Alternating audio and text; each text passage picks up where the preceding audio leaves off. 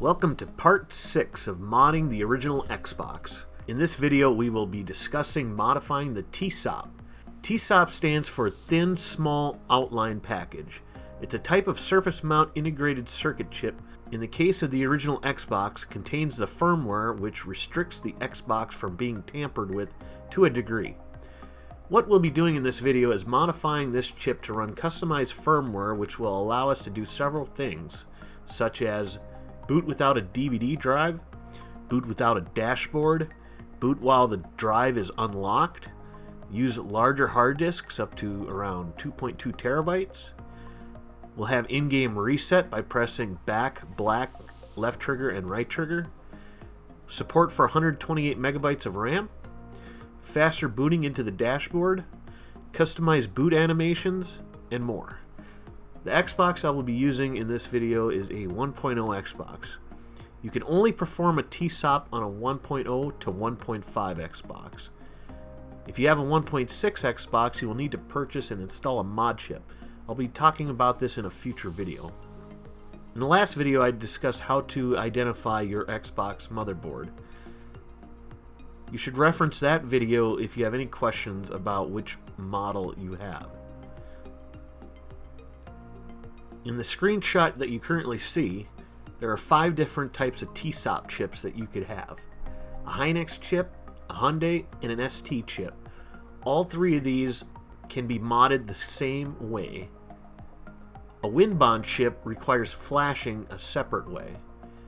And a Sharp chip requires an extra wire to be added and then also uninstalled after the TSOP has been flashed. Okay, so for our 1.0 to 1.1 Xbox, on the top of the board we're going to solder the point labeled R7D3. And in this video clip here I am tinning up a piece of wire and then just cut the wire to size and just apply heat right to the center of the wire, and it should touch both pads and stick to it. Then very carefully take a wire cutter and cut the extra wire off. Do not lift up the wire at all, as you may rip the pads right off the board.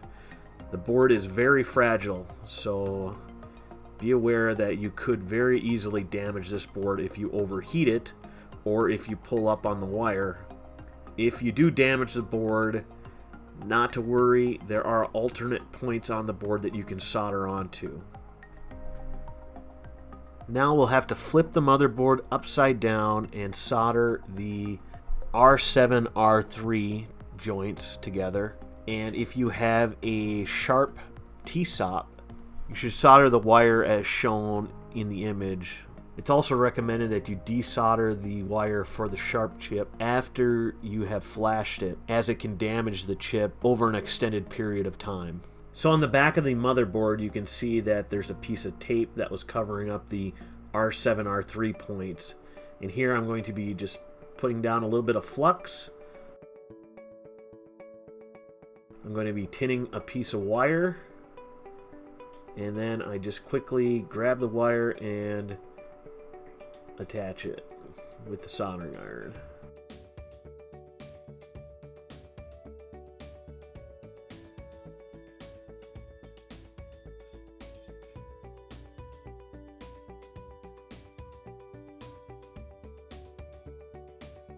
Then I just take my wire cutter and cut the extra piece of wire off the back, and then just do a little bit of cleanup.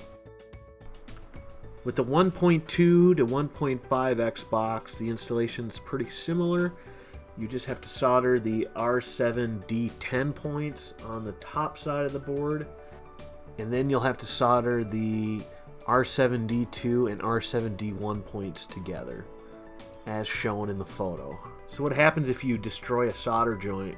Well, here's a picture of alternate solder points for the 1.0 to 1.1 Xboxes. All you have to do is solder up the red and blue joints, and then the yellow and sky blue joints.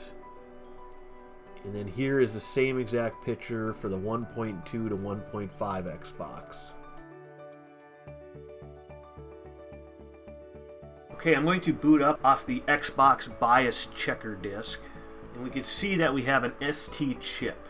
If yours says unknown or mod chip, your TSOP points are not soldered correctly. You should remove your motherboard and check again and possibly resolder to the alternate points. Don't worry, this happens to everyone and it can get pretty frustrating, but as long as you have your alternate points okay, you can still continue the TSOP. I've had to do this about 3-4 times before I could finally get this connection to work. So I'm putting in the Hexen disk now. What we're going to do is flash some new firmware onto our TSOP. So I'm going to go down to step 3, TSOP flash chipped Xbox tools. So for this particular Xbox, I do not have a WinBond or a Sharp chip. I'm going to click on 3.2 mod chip TSOP flash, not WinBond. I'm going to select yes. Now, just for compatibility, I am flashing a 256K BIOS onto my 1.0 Xbox. But you can flash a BIOS of 1 megabyte onto a 1.0 to 1.1 Xbox. The 1.2 to 1.5 Xbox have only a 256 kilobyte TSOP. So you should not flash anything higher than a 256 kilobyte BIOS onto a 1.2 to 1.5 TSOP. I'm going to select Evox M8 Plus F and G.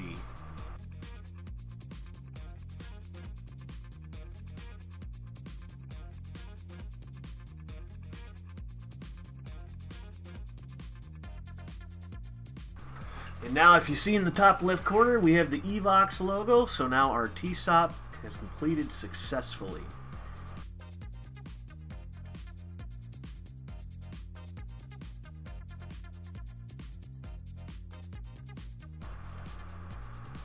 Now while I'm back in here, we're going to come back in here again and do disk lock, unlock, and EEPROM backup. You should only do this step once you see the Evox logo or know that your BIOS has been TSOP properly. Because we're going to unlock the disk now. I'm just going to select unlock disk. Press A several times and continue. Now press B and turn to main menu. And that's all that there is to it. You've learned in this video how to TSOP mod your Xbox, flash a new firmware onto it, and unlock your hard disk. Thanks for watching. Be sure to like, comment, and subscribe.